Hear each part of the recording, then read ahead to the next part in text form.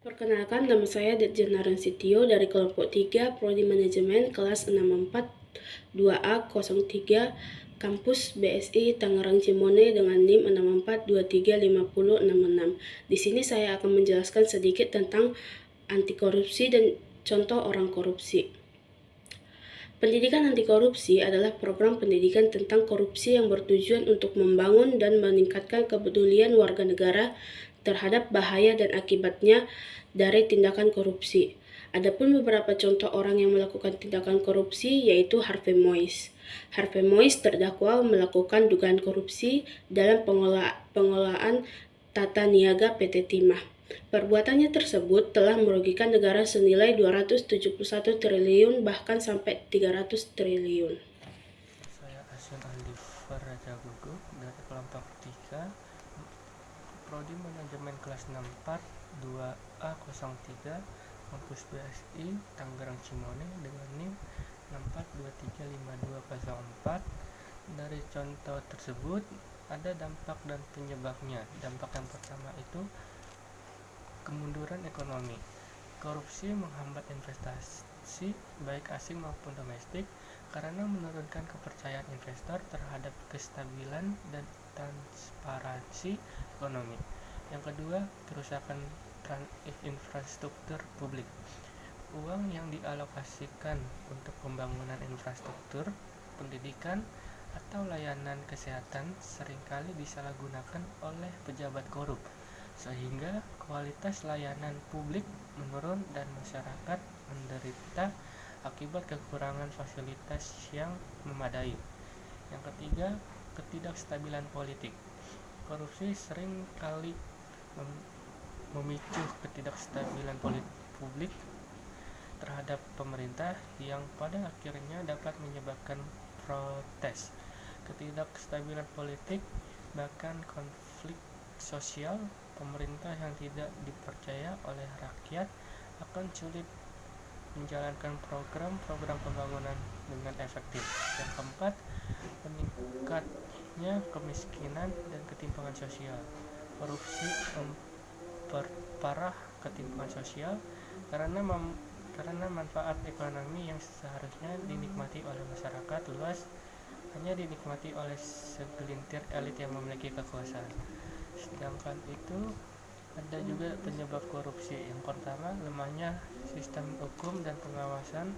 Ketika hukum tidak ditegakkan dengan baik atau pengawasan yang dilakukan tidak efektif, maka peluang terjadinya korupsi semakin besar, serta lemahnya sistem akuntabilitas dan juga mempermudah tindakan korupsi untuk dilakukan tanpa adanya konsekuensi yang signifikan.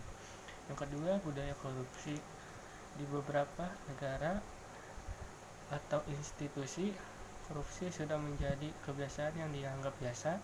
Hal ini memperparah situasi karena pelaku korupsi merasa aman dan sulit untuk diberantas jika budaya ini tidak mengakar. Jika sudah mengakar. Yang ketiga, kurangnya pendidikan, etika dan moral. Pendidikan yang kurang dalam hal etika dan moral, terutama bagi pejabat publik, seringkali menjadi salah satu penyebab munculnya tindakan korupsi. Yang terakhir, nomor 4, ketimpangan ekonomi. Ketika ketimpangan ekonomi di masyarakat tinggi, individu yang berada di posisi kekuasaan mungkin tergoda untuk menggunakan kekuasaannya untuk memperkaya diri sendiri dan mengatasi tekanan ekonomi yang ada. Assalamualaikum warahmatullahi wabarakatuh. Perkenalkan, nama saya Raihan Syabriansyah. Saya dari BSI Tangerang Cimone dengan NIM 642350098. Saya dari kelompok 3 PBL Bahasa Indonesia. Di sini saya akan menjelaskan tentang bagaimana mengatasi atau cara mengatasi atau upaya mengenai pemberantasan korupsi. Yang pertama bisa dilakukan dengan penegakan hukum yang tegas. Yang kedua, bisa dilakukan juga dengan transparansi dan akuntabilitas.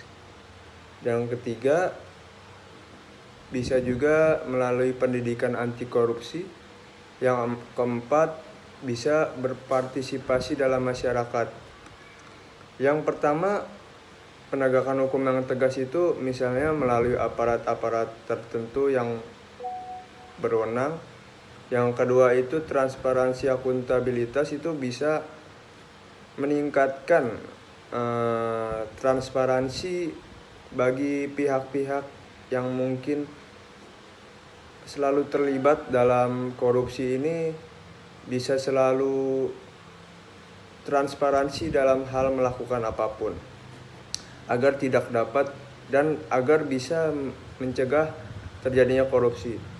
Yang ketiga itu bisa dari pendidikan anti korupsi, itu bisa sharing-sharing atau seminar-seminar melalui bahayanya korupsi,